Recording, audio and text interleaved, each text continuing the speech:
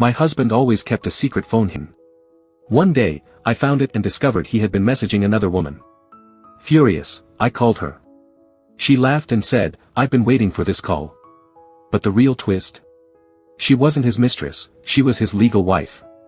I always knew something was off about Daniel. At first, I told myself it was just my imagination. After all, we had been together for 5 years. He was loving, kind, and attentive when he wanted to be. But there were moments, small moments, where his behavior didn't add up. He was always protective of his phone, but I didn't think much of it. Some people just like their privacy, right? But then, he started being extra cautious. If I walked into a room while he was texting, he would quickly turn the screen away or shove the phone into his pocket. He never left it lying around. Not once. Then, a few months ago, I started noticing late-night calls. His phone would buzz at odd hours, and he would always step outside to answer. When I asked who it was, he brushed it off, saying it was work. He was in sales, so that explanation made sense, at least at first. But one night, I heard it. Another phone. It wasn't his usual one. I was half asleep when I heard the faint buzz of a notification. It wasn't coming from the nightstand. It was somewhere else. I sat up, heart pounding. I quietly got out of bed and followed the sound. It was coming from his closet. I hesitated before opening the door.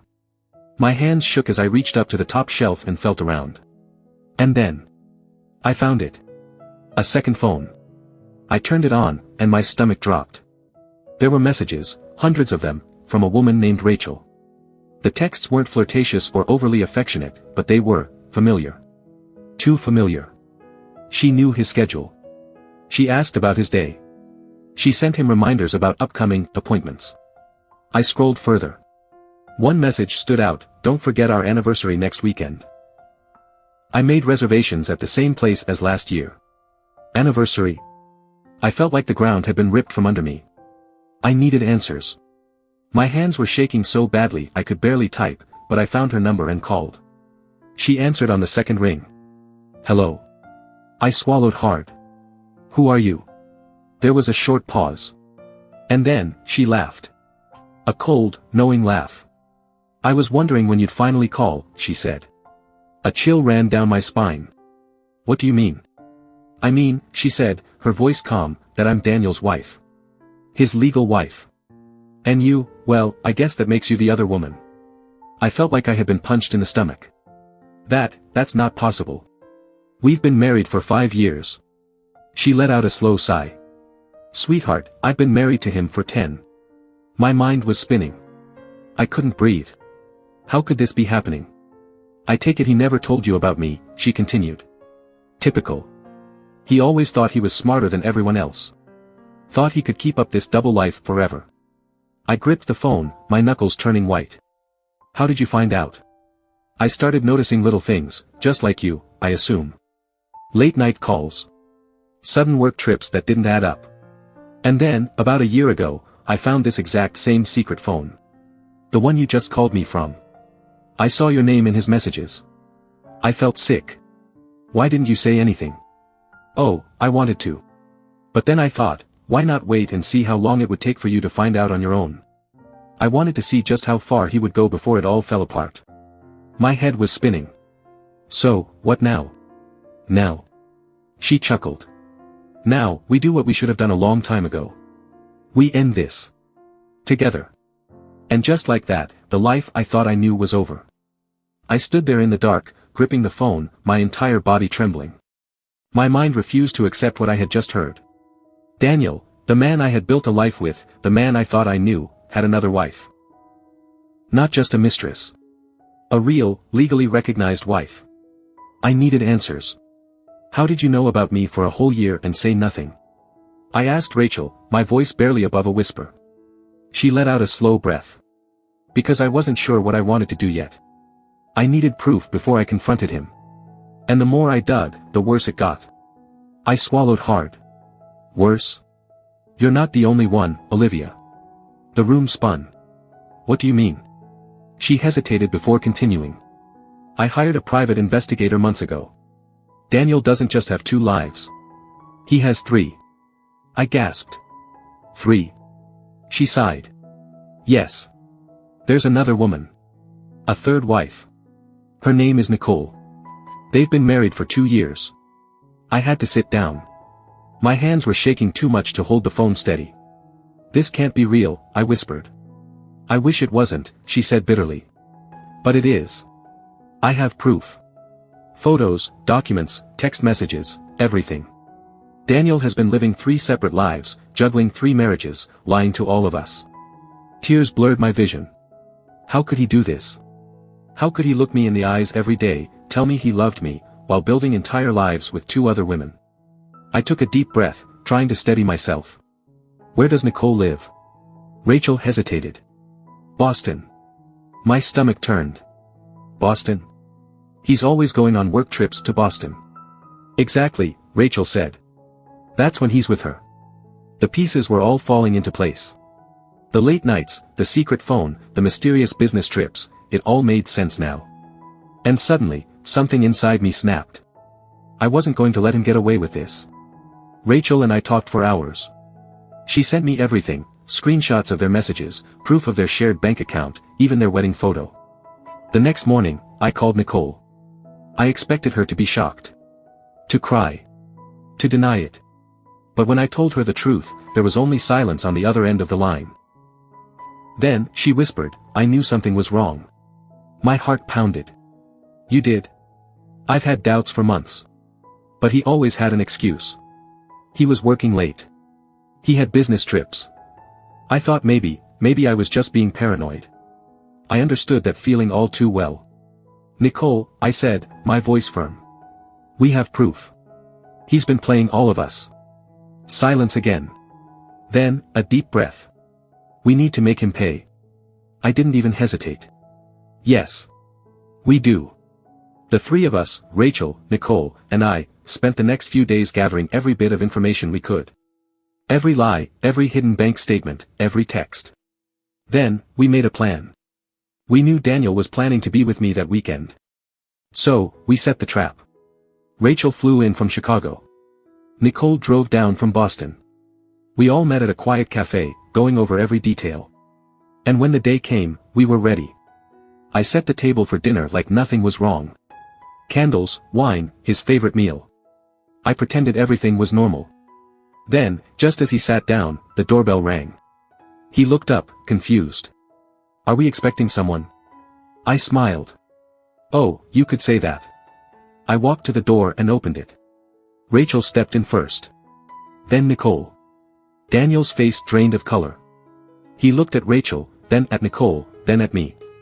No one spoke for a long moment. Then, Rachel broke the silence. Hello, husband. His mouth opened and closed, but no words came out. Nicole crossed her arms. Not going to welcome your wives? He let out a short, nervous laugh. This is some kind of joke, right? I slammed the secret phone onto the table. No, Daniel. The joke is over. We know everything. He swallowed hard. I can explain. But there was nothing he could say that would undo the damage. And the best part? We hadn't even told him what was coming next. Because we had one final surprise for him. And he was never going to see it coming.